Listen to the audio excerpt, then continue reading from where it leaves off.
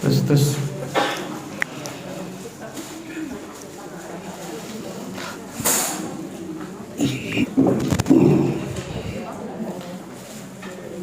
Assalamualaikum warahmatullahi wabarakatuh. Innal hamdalillah nahmaduhu wa nasta'inuhu wa nastaghfiruh wa natubu ilayhi wa na'udzu billahi min shururi anfusina wa min sayyiati a'malina. Man yahdihillahu fala mudilla lahu wa man yudlil fala hadiya lahu. Ashhadu an la ilaha illallah wahdahu la syarika lahu wa ashhadu anna Muhammadan abduhu wa rasuluh. Salawatullahi wa salamuhu alaihi nabiyyina wa habibina Muhammad sallallahu alaihi wa ala alihi wa sahbihi wa sallam. Qala Allah Ta'ala fi kitabihil karim, ya ayyuhalladzina amanu taqullaha haqqa tuqatih wa la tamutunna illa wa antum muslimun, amma ba'd. Ibu-ibu sekalian, semoga Allah Tabaraka wa Ta'ala berikan keberkahan dalam kehidupannya. Alhamdulillah, kita bersyukur kepada Allah Tabaraka wa Ta'ala atas segala limpahan karunia dan nikmat yang Allah berikan kepada diri kita semua, sehingga pada kesempatan yang berbahagia ini alhamdulillah kita masih dapat dipertemukan oleh Allah Azza wa Jalla di tempat yang mudah-mudahan Allah berkahi ini, di tempat yang mudah-mudahan Allah turunkan para malaikat yang mengistighfarkan kita semua. Dan semoga Allah Tabaraka wa Ta'ala berikan keberkahan bagi diri kita semua di dalam tempat yang mulia ini mudah-mudahan. Karena kita tidaklah mendatangi tempat ini kecuali untuk menuntut ilmu agama, untuk menuntut ilmu syar'i. Dan semoga Allah Azza wa Jalla selalu berikan ilmu yang bermanfaat kepada kita semua. Allahumma amin. Salat dan salam semoga tercurah kepada Rasulullah sallallahu alaihi wasallam, Nabi akhir zaman, Nabi yang telah membawa kita dari zaman kejahiliahan, dari zaman kebodohan, dari zaman keterasingan akan ilmu, menuju zaman yang terang benderang akan ilmu syar'i, itu zaman as-sunnah. Ibu-ibu sekalian, melanjutkan mabahas kita, kajian kita tentang hadis Al-Arba'in An-Nawawiyah, 42 hadis tentang pokok-pokok agama yang ditulis oleh Imam An-Nawawi rahimahullahu ta'ala. Dan pada hari ini insyaallah ta'ala kita akan lanjutkan nomor hadis ke-27. Nomor hadis ke-27. Terakhir sudah kita bahas hadis nomor 26, sudah selesai. Hari ini insyaallah ta'ala kita akan bahas hadis nomor 27.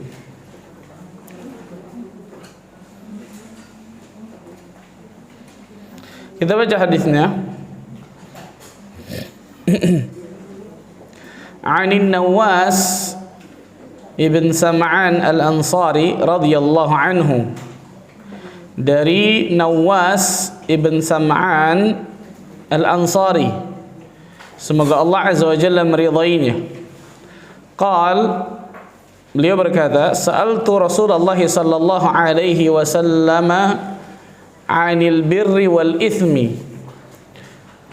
Kata Nawas bin Sam'an, aku bertanya kepada Rasul sallallahu alaihi wasallam 'anil birri wal ithmi, tentang kebaikan dan tentang dosa.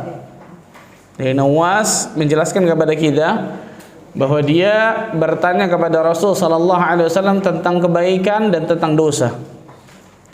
Maka Rasul sallallahu alaihi wasallam menyebutkan al-birru husnul khuluq. Kebaikan adalah akhlak yang baik, akhlak yang mulia. Kebaikan itu adalah akhlak yang mulia. Wal ithmu, dan yang namanya dosa, ma haka fi sadrika, apa yang membuat bimbang atau ragu pada hatimu, wa karihta an yattali'a alaihi nas, dan engkau tidak suka dilihat atau diketahui oleh manusia. Nah, ini disebutkan oleh Nabi sallallahu alaihi wasallam hadis yang sahih dari Imam Muslim ini. Jadi ketika Nawas bin Sam'an Al-Ansari bertanya tentang dua hal. Yang pertama tentang albir. Albir ini bahasa Indonesia kebaikan. Nanti kita jelaskan apa itu albir maknanya. Yang kedua tentang al-itsm, tentang dosa. Maka Rasul mengatakan yang pertama albirru husnul khuluq. Albir itu kebaikan itu adalah akhlak yang baik. Akhlak mulia itu pasti sebuah kebaikan. Wal itsmu, dan yang namanya dosa adalah sesuatu yang menjadikan hatimu itu bimbang, ragu. Sesuatu yang menjadikan dadamu itu bimbang. Bahkan nanti disebutkan menjadikan dada itu sesak, sempit. Dalam riwayat lain. Wa karihta an yattali 'alaihi nas, dan engkau tidak menyukai ketika perbuatan itu diketahui oleh orang lain. Maka itu sebuah dosa. Dalam riwayat yang lain dari Wabisah Ibn Ma'bad radhiyallahu anhu, hadis Wabisah ini banyak ulama yang mendhaifkan, tapi ada syawahid, nanti kita sebutkan. Ada penguat dari hadis yang lain dari Abu Tha'labah Al-Khushani. Hadis Wabisah dulu kita sebutkan. An Wabisah ibn Ma'bad radhiyallahu anhu, dari Wabisah ibn Ma'bad, semoga Allah meridainya, qala ataitu Rasulullah sallallahu alaihi wasallam faqala, aku mendatangi Rasul sallallahu alaihi wasallam kemudian bertanya, ji'ta tas'alu 'anil birri wal ithmi. Maka Rasul sallallahu alaihi wasallam bertanya kepada Wabisah nih, engkau datang untuk bertanya tentang kebaikan dan dosa, sama seperti yang pertama, betul ya? Albir dan al-itsm. Yani apakah engkau datang ke sini untuk bertanya tentang albir, kebaikan, dan al-itsm, dosa? Qultu na'am. Maka Wabisah mengatakan, na'am, betul Rasulullah. Maka Rasul sallallahu alaihi wasallam mengatakan, istafti qalbak, minta fatwa ke dalam hatimu. Rasul menyebutkan apa? Minta fatwa pada hatimu.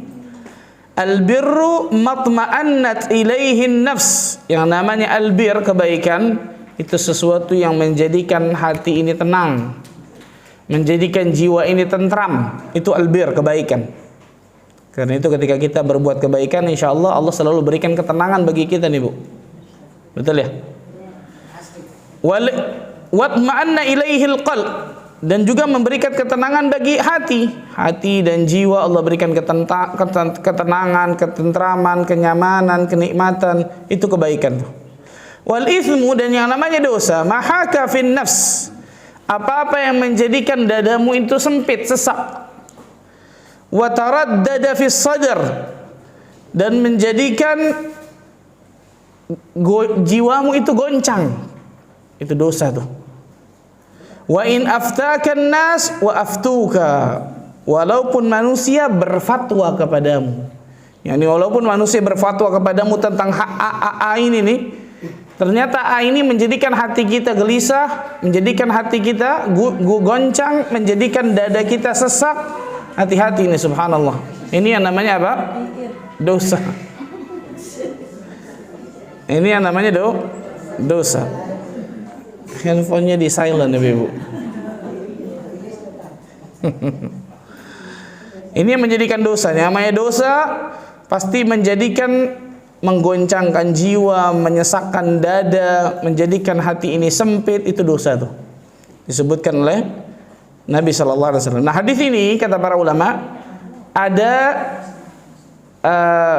cacat dalam hadis ini. Makanya banyak ulama yang mendhaifkan hadis Wabisah ini. Tapi saya katakan tadi, ada syawahid dari hadis lain. Syawahid itu penguat dari hadis ini.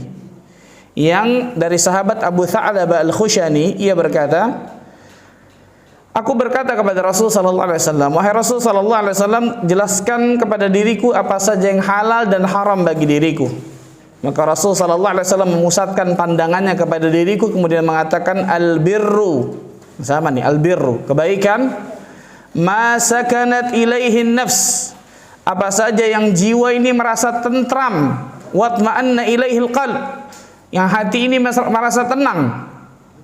Wal itsmu, dan yang namanya dosa, ma lam taskun ilaihin nafs wa lam yatma'inna ilaihil qalb, apa saja yang jiwa tidak merasa tenang kepadanya dan hati tidak tentram dengannya.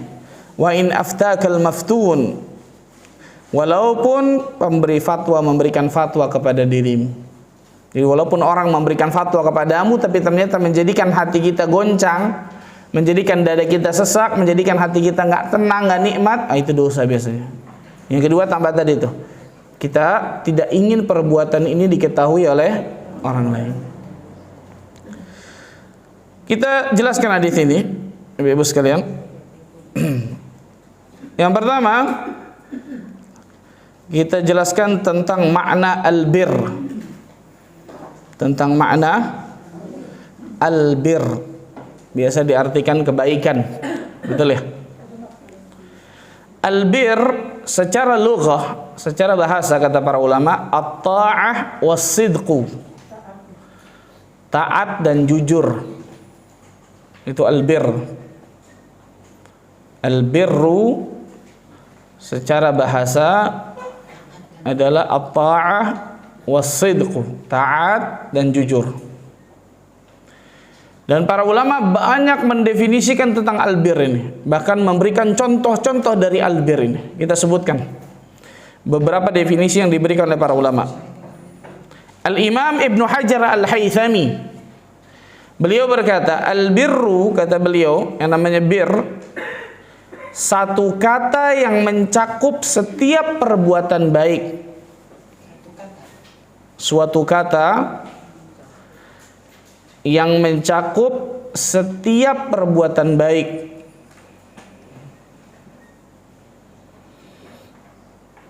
Satu kata atau suatu kata yang mencakup setiap perbuatan baik dan perkara-perkara kebajikan. Suatu kata yang mencakup setiap perbuatan baik dan perkara-perkara kebajikan.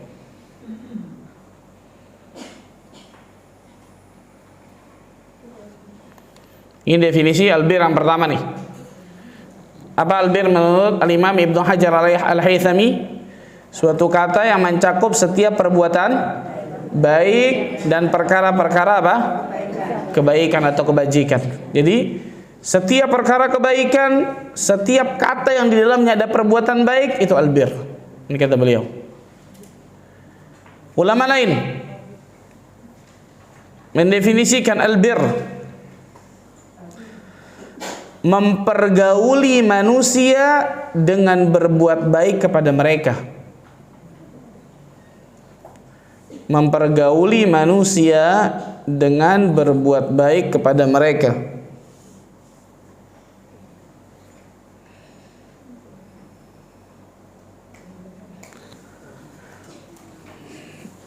Mempergauli manusia dengan berbuat baik kepada mereka.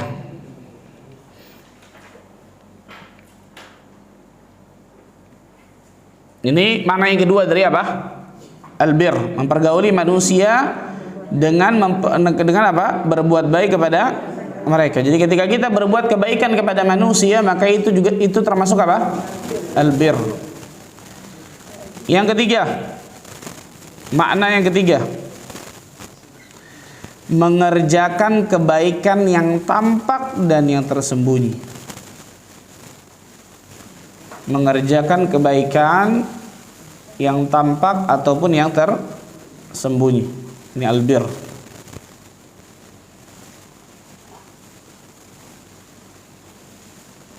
Mengerjakan kebaikan yang tampak ataupun yang tersembunyi.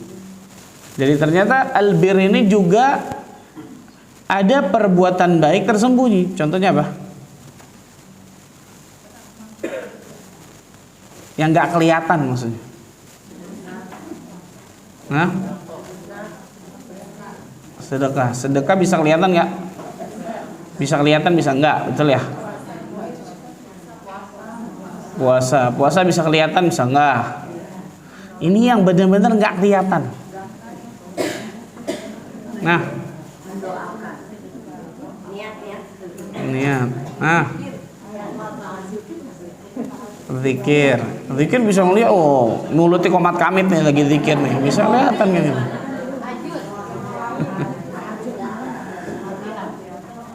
Buka surah Al-Baqarah ayat 177. Ya, surah Al-Baqarah ayat 177.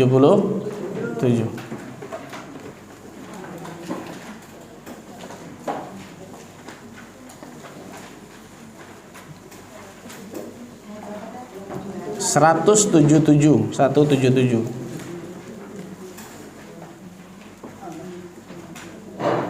Dari kata-kata walakinnal birra man amana billah wal yaumil akhir wal malaikati wal kitabi wan nabiyyin.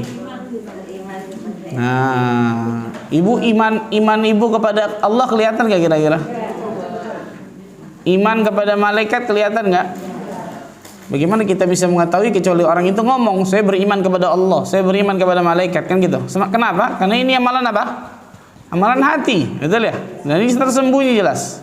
Allah mengatakan, walakinnal birra man amana billahi wal yaumil akhir. Akan tetapi albir itu kebaikan adalah orang yang beriman kepada Allah, hari akhir, malaikat-malaikat, kitab-kitabnya dan nabi-nabinya. Subhanallah. Dilanjutkan, wa atal mala ala hubbihi dzawil qurba wal yatama wal masakin wa ibnis sabil wasailina wa fir riqab. Dan termasuk albir juga adalah apa? Memberikan harta yang dicintai kepada kerabat, anak yatim, orang miskin, orang-orang yang dalam perjalanan musafir, peminta-minta, dan untuk memerdekakan hamba sahaya. Wa aqamas salah wa ataz zakah wal mufuna bi'ahdihim idza ahadu. Orang-orang yang melaksanakan salat, menunaikan zakat, menepati janji mereka apabila mereka berjanji. Wasabirina fil ba'sa'i wadh-dharra'i wa hinal ba's. Dan orang yang sabar dalam kesulitan, penderitaan pada masa peperangan. Ulaika alladzina sadaqu. Mereka itulah orang-orang yang jujur. Apa itu? Jujur keimanannya kepada Allah. Wa ulaika humul muttaqun. Dan mereka itulah orang-orang yang bertakwa. Lihat dalam ayat ini Allah sebutkan bahwa albir itu bisa amalan yang tampak, bisa amalan yang apa? Tersembunyi. Nah, namanya albir atau kebaikan itu bisa, yang dimaksud adalah amalan yang tampak dan bisa juga amalan yang tersembunyi. Sudah berapa definisi itu? 3. Yang keempat sebenarnya lebih kepada contoh disebutkan para ulama ini. Para ulama menyebutkan albirru bisa bermakna menyambung hubungan kekeluargaan. 1. Maka saya katakan ini sebenarnya bisa langsung lebih kepada aplikatif contoh nih. Albirru kata para ulama bisa bermakna menyambung hubungan kekeluargaan, kekerabatan. Berarti apa? Berarti apa ini? Silaturahim. Kemudian bersikap lemah lembut. Bersikap apa? Lemah lembut. Jadi jangan ngamuk kayak kerjaan tiap hari, subhanallah. Minum obat darah tinggi tiap hari, subhanallah. Jangan, lemah lembut, betul ya. Baru disenggol orang aja, wah luar biasa, masya Allah. Kemudian mengajak kepada kebaikan, al-amru bil ma'ruf nih. Mengajak kepada kebaikan. Kalau sudah al-amru bil ma'ruf pasti ada yang keduanya. Apa itu? Wan nahyu 'anil munkar, melarang orang, mencegah orang dari apa? Kemungkaran. Berarti apa? Dakwah. Dakwah ini kan pasti dua nih, mengajak orang kepada kebaikan yang ma'ruf dan mencegah orang dari apa? Kemungkaran. Itu juga termasuk albir, kan gitu. Maka saya katakan ini lebih kepada contoh langsung aplikatif disebutkan para ulama. Kemudian selanjutnya, baik dalam bersahabat, baik dalam berteman atau bersahabat.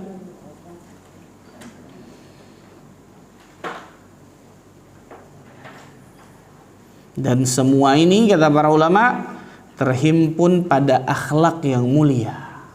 Betul nggak, Bu? Terhimpun pada apa? Akhlak mulia. Karena itu ketika Nabi SAW ditanya tentang albir, Rasul menyebutkan apa tadi? Albirru husnul khuluq. Yang namanya albir, kebaikan itu adalah akhlak yang mulia, akhlak yang baik. Kenapa?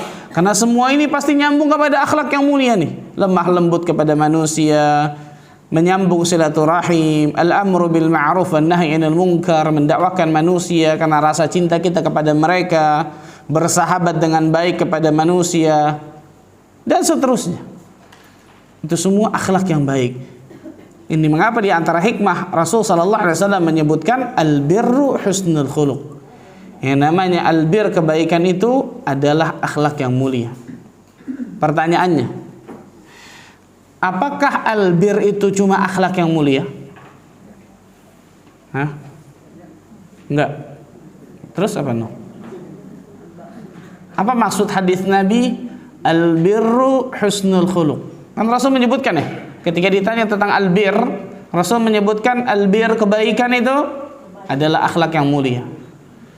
Pertanyaan sekarang nih, apakah albir itu hanya akhlak yang mulia? Hah? Tidak. Berarti Rasul ngomong salah dong? Hah? Oh gitu. Bagus jujur, masya Allah, bagus. Betul. Saya mau tanya, Bu. Rasul sallallahu alaihi wasallam menyebutkan dalam hadis yang lain, al-hajju Arafah. Haji adalah apa? Pertanyaan, apakah haji cuma Arafah? Nah, sama seperti ini. Apakah haji hanya wukuf di padang Arafah? Tidak. Kenapa? Tapi inti dari ibadah haji adalah apa? Arafah. Tapi ternyata rangkaian ibadah haji banyak, betul ya? Ada tawaf di Baitullah, ada sa'i, ada tahallul, ada lempar jumrah, ada wukuf, ada Arafah, ada mabit di Muzdalifah, di Mina, dan seterusnya, kan gitu ya. Tapi inti dari semua itu adalah Arafah. Sama seperti ini. Ketika Rasul menyebutkan albirru husnul khuluq, kebaikan adalah akhlak yang mulia, maksudnya apa? Kebanyakan kebaikan itu pasti ada mengandung akhlak yang mulia. Inti dari kebaikan itu pasti ada mengandung akhlak mulia biasanya di dalamnya. Tapi bukan berarti semua akhlak mulia bukan berarti albir itu hanya akhlak mulia, tidak. Albir itu lebih apa? Cakupannya lebih luas daripada itu. Nah, ini disebutkan oleh para ulama tentang masalah ini. Di sini pentingnya kata para ulama membaca hadis dan membaca syarah dari ulama ketika menjelaskan hadis tersebut.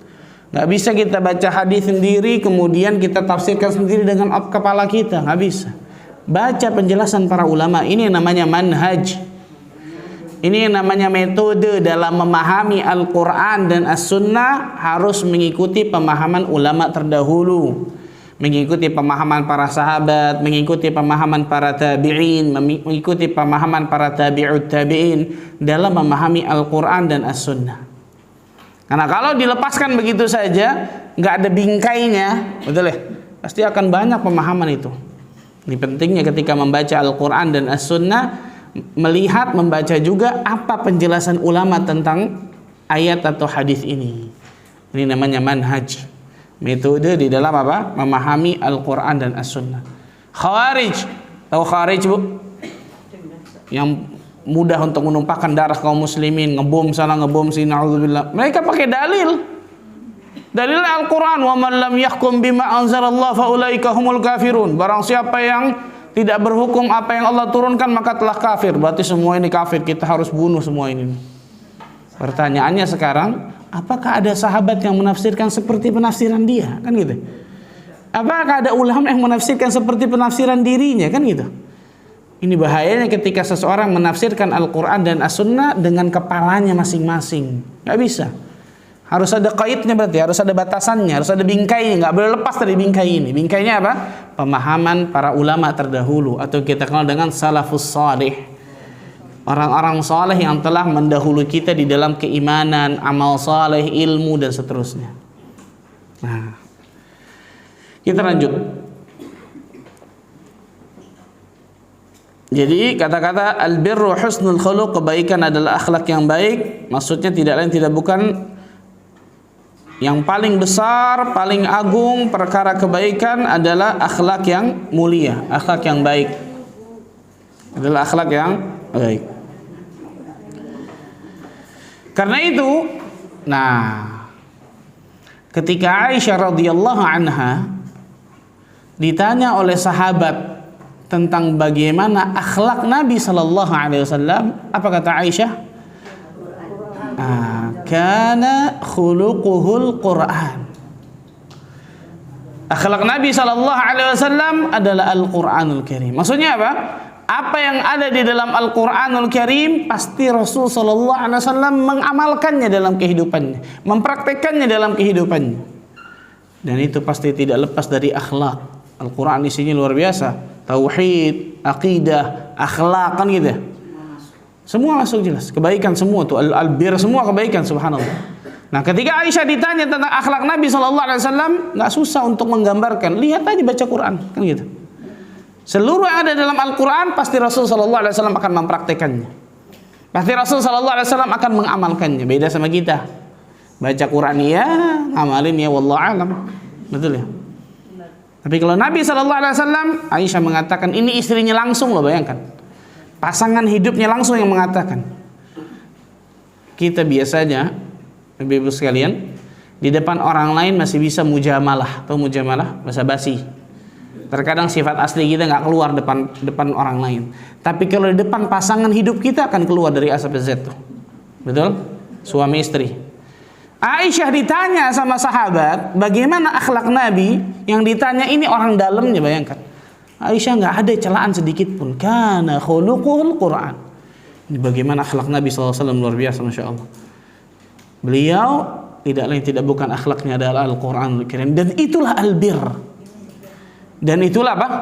Albir, kebaikan yang ada pada diri Nabi sallallahu alaihi wasallam, tidak lain tidak bukan kita akan lihat kebaikan di atas kebaikan. Sangat luar biasa. Karena itu satu-satunya manusia yang dipuji akhlaknya di dalam Al-Qur'anul Karim, wa innaka la'ala khuluqin azim. Dan sesungguhnya engkau ya Muhammad benar-benar memiliki akhlak yang sangat mulia. Hanya satu manusia di jagat raya ini yang Allah masukkan dalam Al-Quran, Allah puji akhlaknya, itu Nabi kita Muhammad sallallahu alaihi wasallam.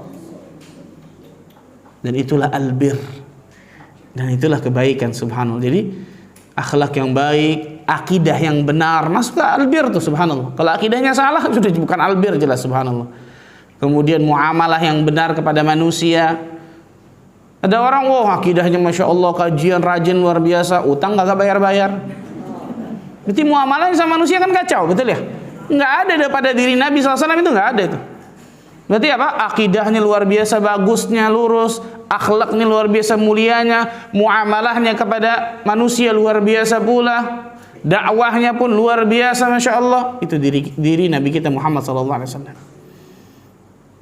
Nah, makanya orang-orang yang mengaku mencintai Rasul sallallahu alaihi wasallam, yang mengatakan saya mengikuti sunnah Nabi sallallahu alaihi wasallam tapi tidak menampakkan albir dalam kehidupannya, bohong berarti. Dusta berarti cintanya, gombal. Tahu gombal lo? Saya cinta kepada Rasulullah. Pertanyaannya, apakah yang dipraktekkan, yang diamalkan oleh Rasul sallallahu alaihi wasallam kita telah berusaha mengamalkan itu pula atau jauh dari itu? Subhanallah, perhatikan baik-baik. Para ulama juga menyebutkan, Ibnul Mubarak atau Abdullah bin Mubarak Al-Marwazi rahimahullahu taala pernah berkata tentang akhlak yang mulia. Beliau mengatakan, huwa bastul wajhi, yang pertama wajah yang berseri-seri, wa badlul ma'ruf, berbuat kebaikan, wa kafful adza, menahan diri untuk mengganggu orang lain. Ini akhlak mulia semua. Ini akhlak yang mulia. Jadi kata-kata albir ini sangat luas cakupannya, subhanallah. Sangat luas cakupannya. Tapi memang yang paling besar, yang paling agung adalah ketika seseorang berakhlak dengan akhlakul karimah. Itu pasti albir itu. Itu pasti albir. Kemudian selanjutnya, Rasul sallallahu alaihi wasallam menyebutkan, setelah menyebutkan tentang makna albir dan seterusnya, Rasul menyebutkan dalam riwayat yang lain, saya katakan tadi dari Abu Tha'labah Al-Khushani, beliau menyebutkan albirru ma sakanat ilaihi nafsu watma'anna ilaihi al-qalb. Kebaikan adalah apa saja yang menjadikan hati itu tenang, tentram kepadanya. Itu kebaikan. Jadi Rasul sallallahu alaihi wasallam menyebutkan tentang ciri-ciri kebaikan nih. Jadi kalau kita ingin tahu ini sebuah kebaikan atau tidak, salah satu cirinya ini nih. Salah satu cirinya apa? Ini. Apa itu? Menjadikan hati dan jiwa kita tenang, tentram. Itu kebaikan tuh, albir. Itu kebaikan mesti, subhanallah. Karena tidak mungkin suatu kebaikan menjadikan hati kita gelisah, menjadikan hati kita berat, menjadikan hati kita sumpek, sedih. Nggak, mustahil, nggak mungkin. Ada yang salah berarti itu. Ada yang salah. Karena itu yang namanya kebaikan, amal saleh, ibadah, ketaatan kepada Allah, itu pasti akan selalu melahirkan kenikmatan dalam diri seseorang. Dan ini rahasia kenapa orang-orang yang tidak beribadah kepada Allah, walaupun dunia mereka luar biasa, pasti hati mereka itu gelisah, kosong. Al-Imam Ibnu Qayyim Al-Jauziyah rahimahullah mengatakan apa?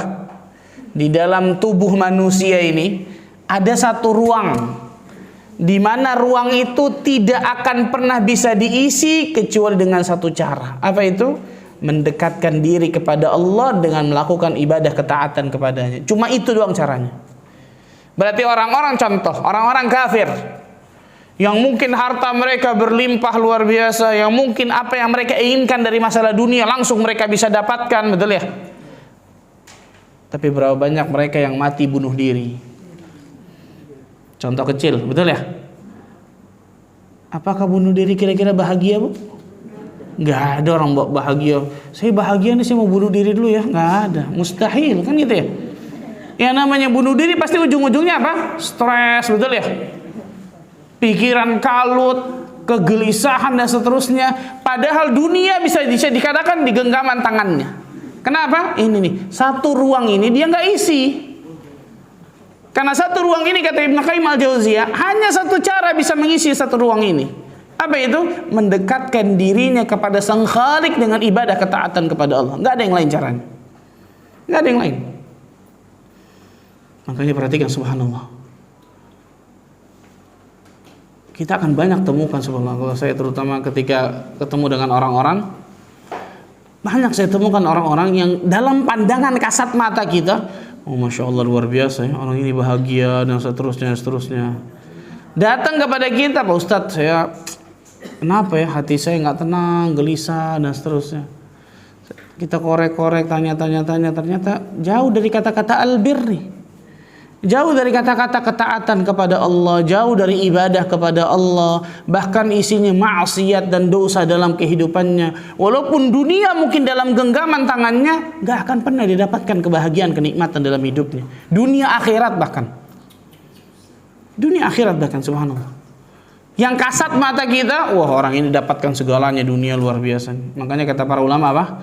Janganlah pernah merasa iri dan hasad kepada orang lain yang mungkin kenikmatannya jauh melebihi kita, karena kita tidak tahu apa saja yang Allah ambil dari diri mereka.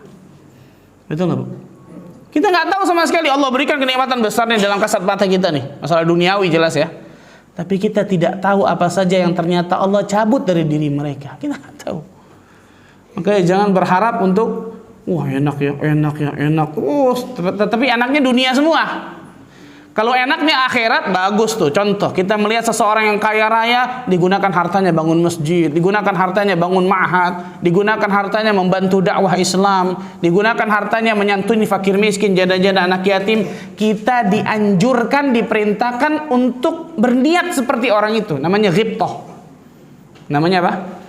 Ghibtah. Apa itu ghibtah? Menginginkan seperti orang tersebut dan menginginkan kenikmatan pada orang itu tetap ada, bahkan Allah tambahkan. Itu ghibtah. Kalau hasad kan menginginkan seperti nikmat orang itu dan nikmat pada orang itu hilang. Na'udzubillah, itu nggak boleh, haram. Tapi kalau ghibtah boleh. Bahkan ada ghibtah yang diperintahkan dalam syariat, dianjurkan. Contohnya ini nih. Rajulun atahullahu malan fasullita ala halakatihi fil haqq. Seorang hamba yang Allah berikan harta banyak, koma, jangan titik. Kita titik biasanya sini nih, betul ya? Lihat orang kaya, titik, wah enak ya. Koma di sini. Dia gunakan hartanya di jalan Allah tabaraka wa taala. Ini the best. Digunakan hartanya di jalan Allah tabaraka wa taala. Kita diperintahkan, bukan cuma dibolehkan loh. diperintahkan, dianjurkan untuk ghibtah seperti kepada orang tersebut. Ya Allah, kalau saya punya harta ya Allah, saya akan lakukan seperti si fulan ya Allah subhanahu. Dalam hadis disebutkan apa? Dari Abi Kabsyah Al-Ammari, dia akan mendapatkan pahala yang sama seperti orang tersebut. Bayangkan subhanallah. Dengan niat salehahnya, dengan niat baiknya. Nah, karena kita biasanya ghibtah ini masalah dunia apa akhirat, Bu? Hah? Oh, masa akhirat, Bu? Benar, Bu? Bismillah.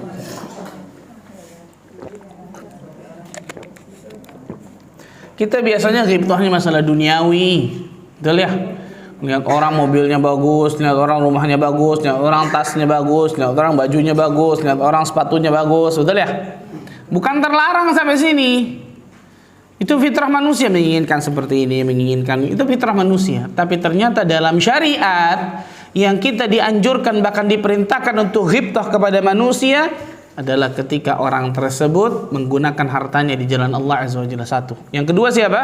Rajulun atahallahul hikmah fahuwa yaqdi biha wa yu'allimuha. Seorang yang Allah berikan ilmu, terutama ilmu agama jelas. Dia menggunakan ilmu agamanya, mengamalkan bagi dirinya dan mengajarkan manusia. Allahu Akbar. Berarti ulama ini. Seorang yang alim akan ilmu agama Allah. Kita dianjurkan ghibtah pula bagi seperti orang ini. Kenapa? Karena dua orang ini masuk ke hadis Nabi SAW, khairun nas anfa'uhum linnas. Sebaik-baik manusia adalah yang paling bermanfaat kepada siapa? Manusia lainnya. Pertanyaannya, kita memberikan manfaat apa kepada manusia lain, Bu? Hah? Apa jangan-jangan kita memberikan madarat kepada manusia lain? Na'udzubillah min dzalik. Syekh Abdurrahman Al-Sumaid, tahu, Bu? Hah?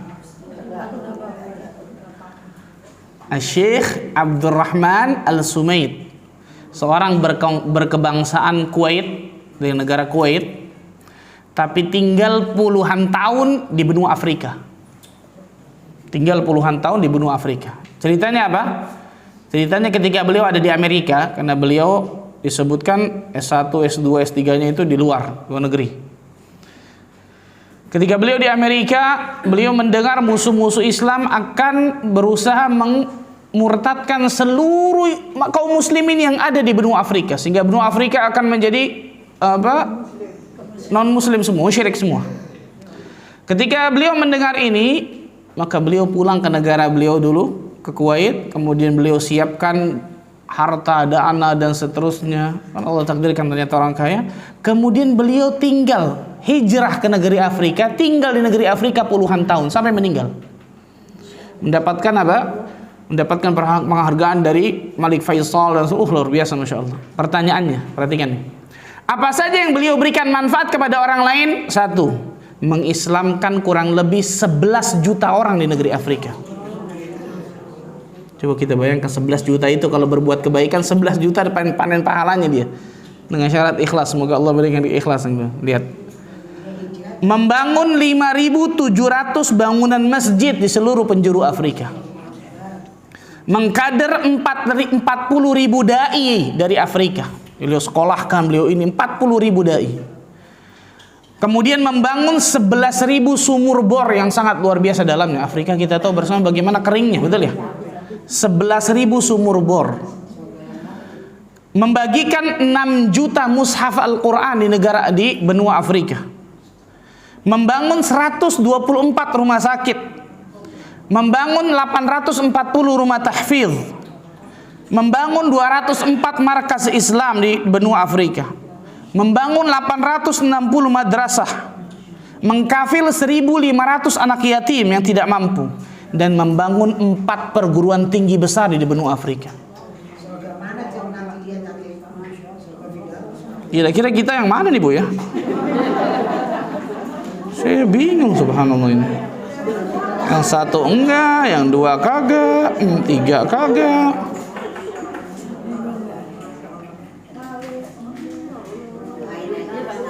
Ini albir. Betul nggak, Bu? Ini albir semua bukan? Allahu Akbar. Ini albir semua nih. Apa kata para ulama? Semakin seseorang memberikan kebahagiaan kepada orang lain, semakin Allah akan berikan kebahagiaan kepada dirinya dunia akhirat. Karena itu jangan hanya mikirkan diri kita sendiri doang. Nah, penting nih, subhanallah. Kaum muslimin ini ummatud da'wah. Ummatud da'wah. Ketika kaum muslimin meninggalkan dakwah, maka Allah Azza wa Jalla akan hinakan kaum muslimin. Berapa banyak kaum muslimin hanya memikirkan anani, egoisme, hanya memikirkan dirinya. Yang penting saya, orang lain mau mati kelaparan nggak ada urusan. Salah ini. Salah ini. Niat Allah Azza wa Jalla. Dan memang orang-orang seperti ini tidak lain tidak bukan mauhibah ilahiyah, jelas. Pemberian Allah berikan. Bisa seperti ini nggak sembarangan. 29 tahun tinggal di benua Afrika, bayangkan, sampai meninggal di situ. Pertanyaannya, siapa yang kenal Abdurrahman Al-Sumaid kalau ditanya sama kaum muslimin zaman sekarang? Contohnya depan mata saya, betul ya. Tapi kalau ditanya Lionel Messi, wah hafal tuh, masya Allah, luar biasa. Kalau ditanya pemain artis, wah luar biasa, masya Allah. Nah, itulah kaum muslimin zaman sekarang, ibu sekalian. Ala kulli hal. Itu albir tuh. Itu yang namanya apa? Albir. Ketika Rasul menyebutkan albirru ma sakanat ilaihi nafsu watma'anna ilaihi alqalb. Kebaikan apa saja yang menjadikan hati tenang, menjadikan jiwa itu tentram. Berarti semakin kita berbuat kebaikan dari berbagai macam cara, baik itu untuk diri kita ataupun orang lain, semakin Allah akan berikan ketenangan bagi diri kita. Maka orang-orang yang di luar sana hidupnya sumpah, gelisah, mengatakan dunia ini kredit, coba lihat bagaimana hubungannya dengan Allah. Bisa jadi hubungannya dengan Allah rusak sehingga Allah jadikan hatinya seperti itu, kan gitu. Nggak ada ketenangan sama sekali, nggak ada kenikmatan sama sekali. Berapa banyak ternyata orang-orang selalu menyibukkan diri mereka, oh saya mau liburan lah supaya refreshing dan seterusnya. Ketika liburan ke puncak, macet total. Bukan liburan, akhirnya apa? Bludrak, darah naik, subhanallah. Maksud saya bukan berarti nggak boleh liburan ya, fadhal silahkan. Tapi banyak orang-orang yang menyangka kebahagiaan hanya di situ itu.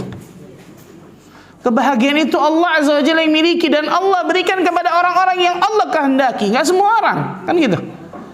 Ada orang-orang bisa keliling dunia luar biasa, tapi yang nggak dapat kebahagiaan tetap nggak dapat kenikmatan dalam hatinya. Tapi kalau dia melakukan albir, tadi kebaikan, ketaatan kepada Allah, kebaikan kepada manusia, yakinlah Allah akan berikan ketenangan, kenikmatan, kebahagiaan bagi dirinya. Albirru, menjadikan hati kita apa? Tenang. Rasul sallallahu alaihi wasallam bersabda, Allah berfirman dalam hadis qudsi, wa inni khalaqtu ibadi hunafa'a kulluhum. Sesungguhnya aku, kata Allah, menciptakan hamba-hambaku semuanya dalam keadaan lurus. Hunafa, lurus, maksudnya apa? Condong kepada tauhid, lurus, hanif. Wa innahum atathumush syayatin fajtalathum an dinihim. Dan sungguh syaitan akan datang kepada mereka lalu mengalihkan mereka dari agama mereka. Lihat, mengalihkan mereka dari agama, bukan dunia, tapi apa? Agama. Syaitan datang mengalihkan mereka dari agama. Kenapa? Karena agama inilah akan menjadikan mereka mendapatkan ketenangan, kenikmatan, kebahagiaan. Dialihkan oleh syaitan. Jangan kalian dekat ke agama nih, dunia aja, kan gitu. Disebutkan oleh Allah dalam hadis qudsi ini, subhanallah. Wa harramat alaihim ma ahlaltu lahum. Dan mengharamkan pada mereka apa saja yang aku halalkan bagi mereka. Allah halalkan, ternyata mereka haramkan, a'udzubillah. Atau sebaliknya, Allah haramkan, mereka halalkan, kan gitu. Wa amaratuhum an yushriku bi ma lam unzil bihi sultana. Dan memerintahkan mereka untuk menyekutukanku dengan sesuatu yang aku tidak turunkan keterangan badannya. Maksudnya apa? Berbuat syirik yang paling ujung, paling mentok. Na'udzubillah. Sedikit yang paling full, na'udzubillah, ketika seorang hamba itu berbuat kesyirikan kepada Allah. Oh, itu berhasil banget syaitan. Berhasil banget, luar biasa ketika seorang hamba berbuat apa? Kesyirikan kepada Allah. Dan dari hadis ini juga bahwa kebaikan itu akan menjadikan hati dan jiwa tenang dan tentram. Berarti fitrah manusia itu cinta kepada kebaikan. Betul nggak, Bu? Kebaikan itu menjadikan hati kita tenang, tentram. Berarti apa? Kebaikan ini cocok sama hati kita, kan gitu. Tapi nggak semua manusia sayangnya. Kenapa nggak semua manusia, Bu? Kenapa nggak semua manusia? Ada manusia-manusia yang Allah Azza wa Jalla ciptakan pertama kali lurus, bagus, hunafa, hanif. Kullu mauludin yuladu 'alal fitrah. Setiap bayi yang lahir dilahirkan dalam keadaan apa? Fitrah. Bagus kan, fitrah gitu. Di atas ketaatan Islam dan seterusnya.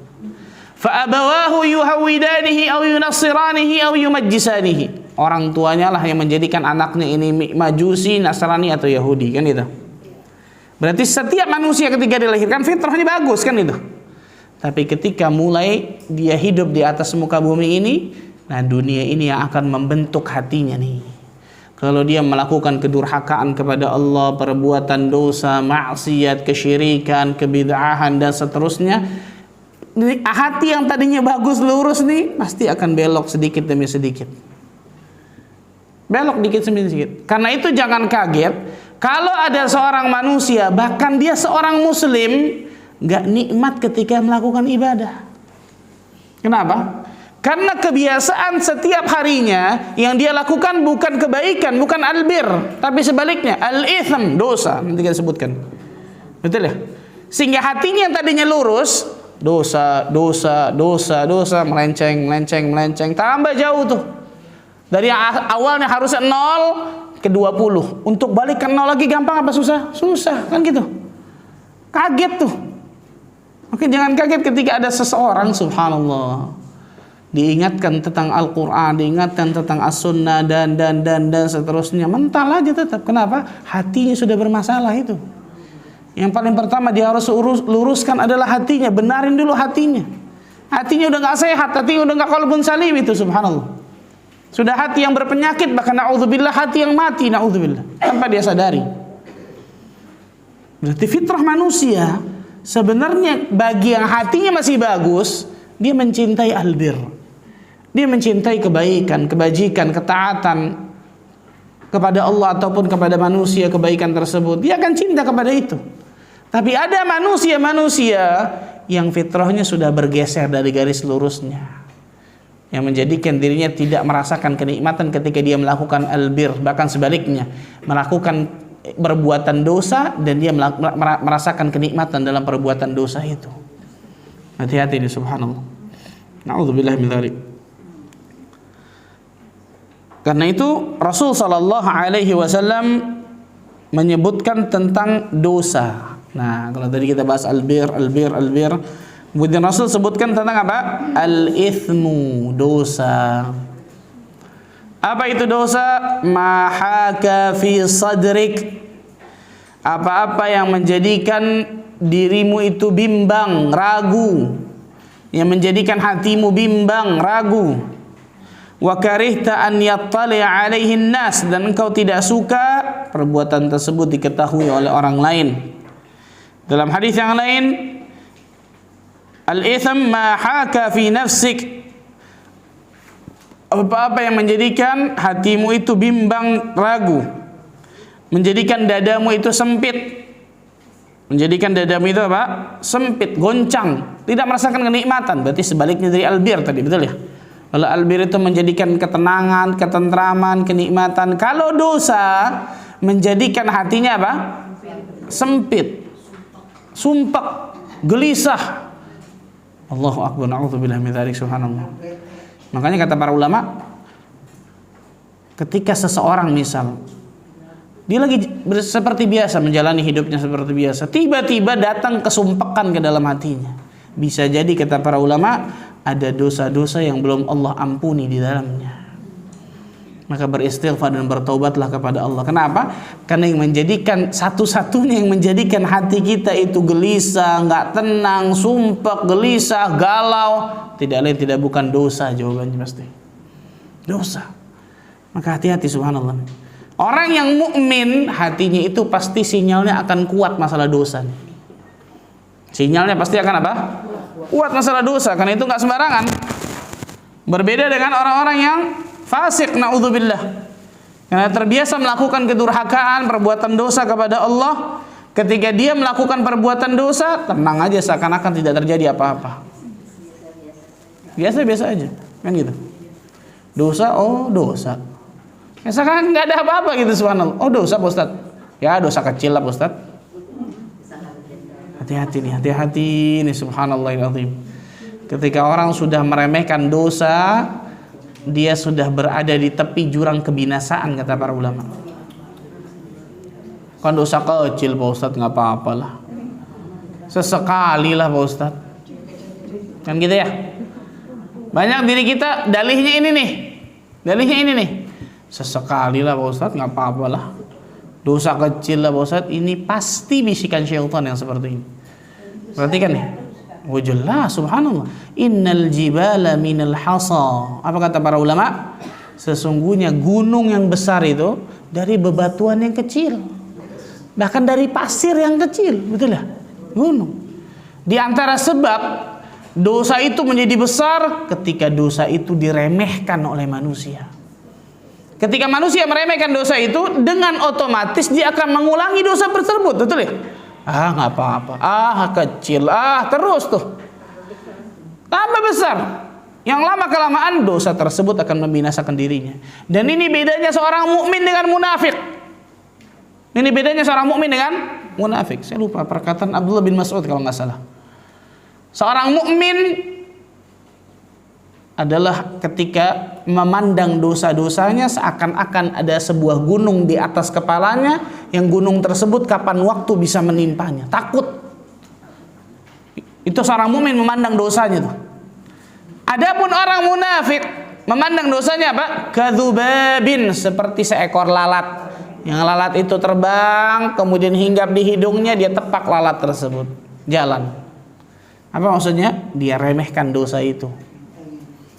Anas bin Malik mengatakan apa? Kalian melakukan perbuatan yang kalian anggap itu lebih remeh, lebih halus daripada sebuah rambut. Tapi di zaman kami, di zaman sahabat, kami menganggap perbuatan tersebut bisa membinasakan diri kami dunia akhirat. Ini iman sahabat beda sama kita, luar biasa nih. Yang kita anggap remeh nih, ternyata perbuatan ini dianggap oleh sahabat, ini bisa membinasakan diri kami dunia akhirat. Karena hati mereka apa? Bersih. Hati mereka sehat. Hati mereka benar-benar di atas fitrahnya, luar biasa, Masya Allah. Dan ini kenikmatan luar biasa. Nih. Makanya bersyukurlah kepada Allah, kata para ulama. Ketika kita melakukan satu perkara, kemudian hati kita nggak tenang melakukan perkara itu. Yang ujung-ujungnya kita tinggalkan perkara itu. Bersyukur kepada Allah. Kenapa? Berarti Allah masih jaga diri kita. Hati kita masih bagus.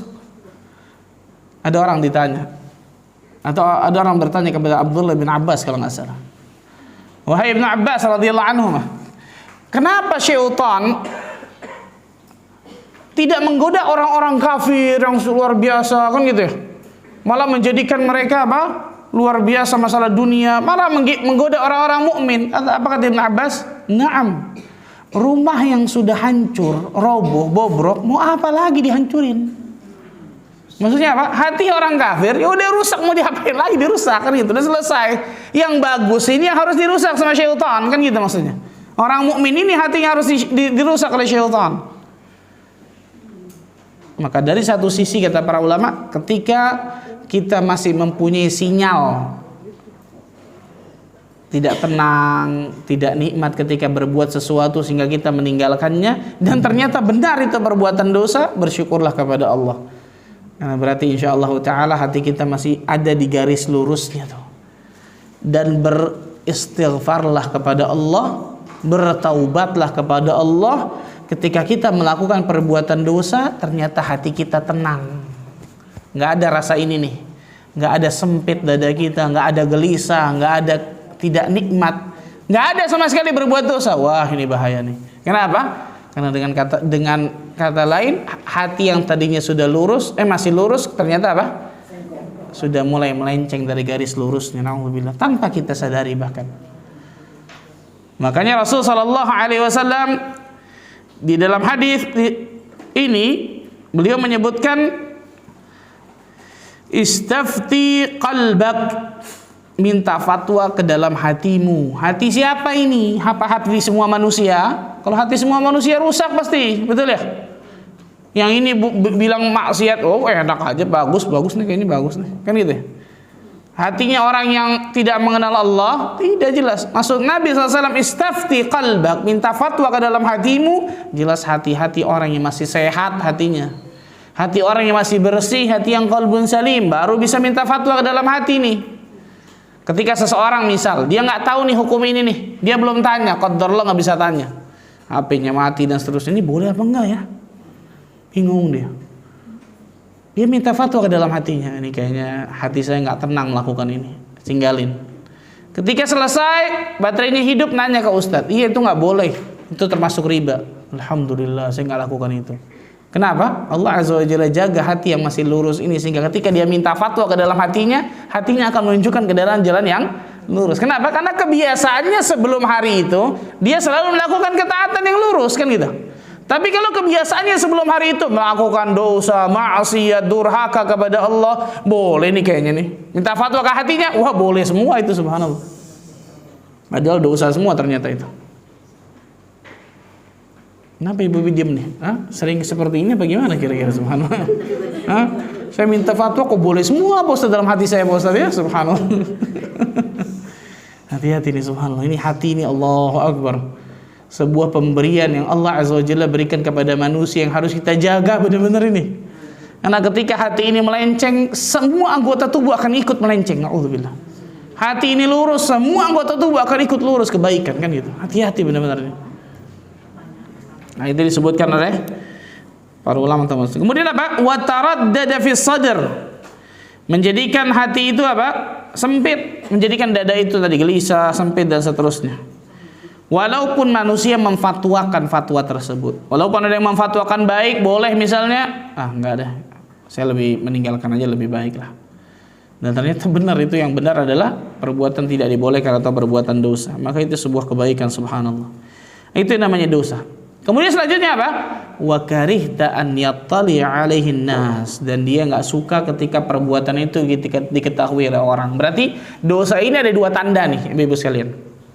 Dosa ini berarti memiliki apa? Dua tanda. Yang pertama pada jiwa seseorang dalam dirinya, yang kedua di luar. Dosa ini memiliki dua tanda kata para ulama. Yang pertama tanda yang berasal dalam dirinya, internal, jiwanya, hatinya. Yang kedua tanda yang berasal dari luar jiwanya. Yang pertama tanda yang berasal dari dalam dirinya, jiwanya tadi apa? Menjadikan dada tadi apa? Sempit, sesak, gelisah, nggak tenang, itu dalam jiwanya. Nah yang kedua di luar jiwanya, wa karihta an yattali'a alaihin nas, dan engkau benci, engkau tidak suka ketika perkara tersebut diketahui oleh orang. Ketika ada dua hal ini, yakinilah ini dosa.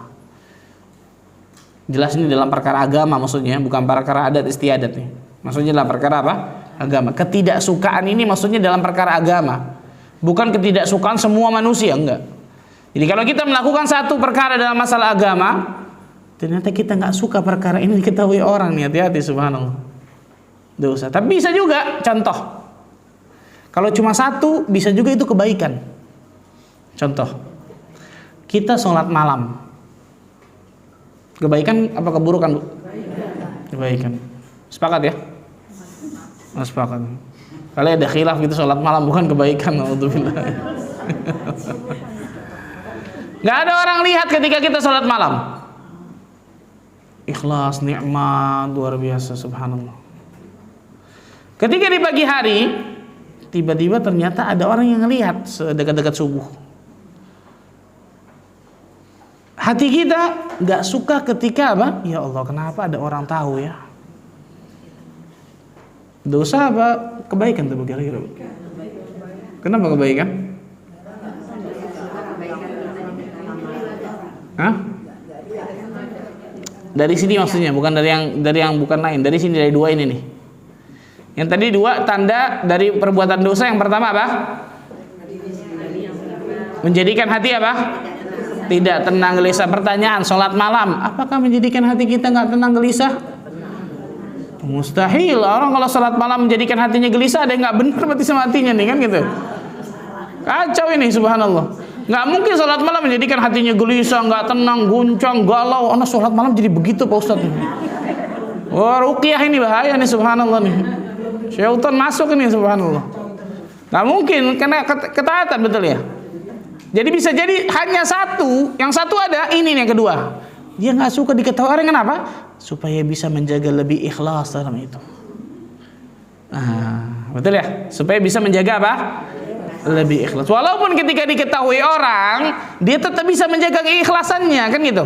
Tapi lebih dia sukai ketika perbuatannya tidak diketahui oleh manusia kecuali hanya Rabbul Alamin yang mengetahuinya. Rasul sallallahu alaihi wasallam bersabda, "Innallaha yuhibbul 'abda at-taqiyyal ghaniyal khafiyya." Sesungguhnya Allah mencintai seorang hamba yang bertakwa, yang kaya hatinya, dan al-khafi. Siapa itu al-khafi? Orang-orang yang sering menyembunyikan amal salehnya. Para ulama juga mengatakan apa? Jika kalian bisa menyembunyikan amal saleh kalian di hadapan manusia, falyaf'al, maka lakukanlah. Kenapa? Karena menyembunyikan amal saleh itu bisa melatih diri kita untuk selalu ikhlas dalam amal ibadah. Berarti bisa jadi satu ini ada pada diri seseorang, tapi dia ternyata al-bir bukan al-itham. Contohnya ini, dia nggak suka diketahui orang, tapi apa? Untuk menjaga keikhlasannya, itu maksudnya. Tapi kalaupun diketahui orang, dia tetap bisa meluruskan niatnya karena Allah Azza wa Jalla. Makanya dua ini nih, menjadikan hati tidak tenang, tidak tentram, gelisah, galau, guncang. Yang kedua, tidak suka diketahui perbuatan ini oleh orang lain. Nah, ini biasanya apa? Dosa. Dan dari sini juga kata para ulama, wajibnya tunduk kepada wahyu, itu Al-Quran dan As-Sunnah, meskipun jiwa tidak menyukainya. Karena di ujung hadis tersebut Rasul menyebutkan wa in aftakan maftun, walaupun para pemberi fatwa berfatwa kepada dirimu. Maksudnya apa? Ternyata pemberi fatwa ini salah, mungkin memberikan fatwanya dengan tanpa ilmu, kan gitu. Karena ada orang zaman sekarang, subhanallah, mufti bukan, ulama bukan, menurut saya boleh kayaknya nih. Siapa Anda menurut Anda? Subhanallah. Menurut saya lagi, subhanallah, hafal Quran, hafal hadis, kan itu, punya ilmu tentang agama mumpuni. Nggak boleh agama menurut saya ini, nggak boleh, kecuali sayanya Imam Syafi'i baru lain cerita, kan gitu. Kecuali sayanya seorang ulama lain cerita. Kalau sayanya seorang penuntut ilmu lain cerita. Tapi kalau sayanya baca Quran aja masih kacau, kan gitu, nggak boleh menurut saya sih kayaknya, kan gitu ya. Kalau masalah dunia sih fadhal, silahkan deh. Kalau masalah agama nggak sembarangan, surga neraka ini, subhanallah. Para ulama saja, Imam Malik rahimahullahu taala ditanya 30 atau 40 pertanyaan oleh orang yang datang dari jauh. Imam Malik hanya jawab beberapa, nggak sampai 10. Yang lainnya nggak tahu. La adri, wallahu a'lam, saya nggak tahu. La adri, saya nggak tahu. Imam, bayangkan, ini gurunya Imam Syafi'i, Imam Malik, Imam Darul Hijrah di kota Madinah. Maka orang itu mengatakan, ya Imam, saya datang dari jauh, bertanya kepada dirimu puluhan pertanyaan, kau hanya jawab sedikit. Yang lainnya kenapa nggak tahu? Kau seorang imam. Apa kata Imam Malik? Katakan kepada manusia, Malik tidak tahu jawabannya. Jadi bukan gara-gara apa? Gengsi, waduh, entah kalau ditanya anak, mana kalau dia jawab nggak tahu, turun nih harkat dan martabat sana kalau ini. Apa ini? Ini surga neraka ini, macam-macam masalah agama ini. Imam Malik mengatakan, katakan kepada manusia, Malik nggak tahu jawabannya. Bayangkan, imam besar ini. Hati-hati masalah agama ini, subhanallah. Rasul mengatakan, wa in aftakal maftun, walaupun pemberi fatwa memfatwakan kepada diri. Maksudnya apa? Fatwanya ternyata salah. Bisa jadi fatwa tersebut bukan di atas ilmu, di atas hawa nafsu. Bisa jadi dia memberikan fatwa bukan seorang yang alim akan ilmu agama. Bisa jadi orang yang memberikan fatwa memang salah ijtihadnya, kan gitu. Ternyata hatinya lebih condong kepada yang menjadikan hatinya lebih tenang, kan gitu. Ini menunjukkan wajibnya kita mengikuti apa? Dalil Al-Quran dan Sunnah. Allah Azza wa Jalla berfirman di dalam surah Al-Ahzab, surah 33 ayat 36. Bismillah.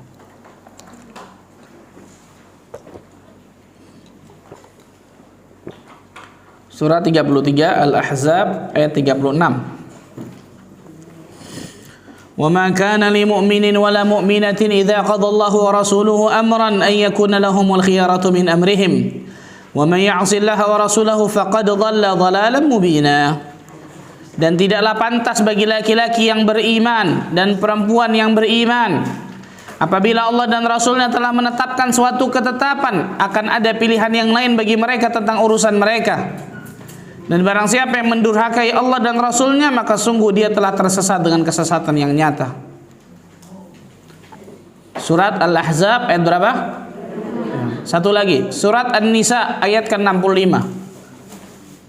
Surat keempat An-Nisa ayat 65. Tadi Al-Ahzab ayat 36. Yang ini surat An-Nisa surat keempat ayat 65. Fala wa rabbika la yu'minuna hatta yuhakkimuka fima shajara bainahum thumma la yajidu fi anfusihim harajan mimma qadaita wa yusallimu taslima. Maka demi Rabbmu, mereka tidaklah beriman sebelum mereka menjadikan engkau ya Muhammad sebagai hakim dalam perkara yang mereka perselisihkan. Lihat, menjadikan hakim siapa? Rasul sallallahu alaihi wasallam. Bukan hawa nafsu, bukan syahwat yang buruk, bukan fulan, bukan adat istiadat, bukan nenek moyang, tidak, tapi menjadikan dalil sebagai hakim perkara yang mereka perselisihkan, sehingga kemudian tidak ada rasa berat dalam hati mereka terhadap urusan yang engkau berikan, dan mereka menerima dengan sepenuhnya. Dan mereka menerima dengan apa? Sepenuhnya. Ini menunjukkan, kata para ulama, wajibnya kita tunduk kepada dalil, tunduk kepada wahyu, meskipun hati kita tidak menyukainya. Subhanallah. Kenapa? Inna sidqa tuma'ninatun wal kadhiba ribatun. Kejujuran itu akan membawa kepada ketenangan, sedangkan kedustaan itu atau dosa akan membawa kepada keraguan-raguan. Nah, ini paling tidak beberapa faedah dari hadis ini. Semoga Allah Azza wa Jalla jadikan dari kita termasuk golongan hamba-hamba Allah yang selalu Allah berikan kenikmatan untuk menuntut ilmu agama, hidayah taufik untuk meniti siratal mustaqim, sampai nantinya Allah wafatkan kita semua dalam keadaan husnul khatimah. Allah, silakan kalau ada yang bertanya mungkin.